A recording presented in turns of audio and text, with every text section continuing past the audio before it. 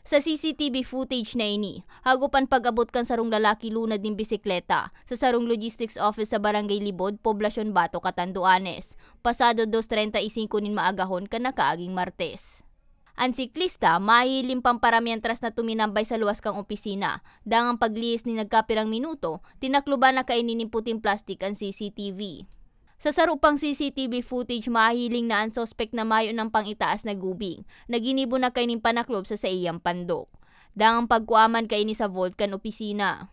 Day na nahago pa sa CCTV kung paano binuksan ka sospek ang vault. Alagad sigun kay Police Major Kenneth Gutierrez, officer in charge kang Batong Municipal Police Station.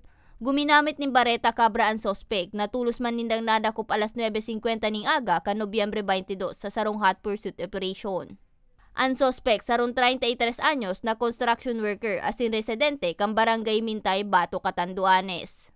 Ano po, yung taga GNT Express Delivery, nagpunta po dito ng umaga at nag-report na sila nga daw po ay pinasok. Kasi nalaman nila, pag ano nila na yung lock ay tanggal na at saka yung bolt ay naka-move na, parang drenag.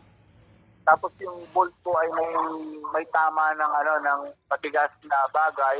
Nalalay kan sospek ang kantidad 11,000 pesos na day na naibalik pa sa nasambit na opisina.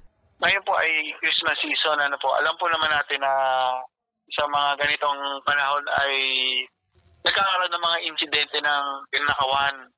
Pinapaalala po namin na yung kanilang mga bahay at yung mga establishments o maging pag-aari kaya ng motor, bisikleta o kung ano pa, cellphone, kanila pong ingatan, ayusin ang mga security system ng kanilang bahay.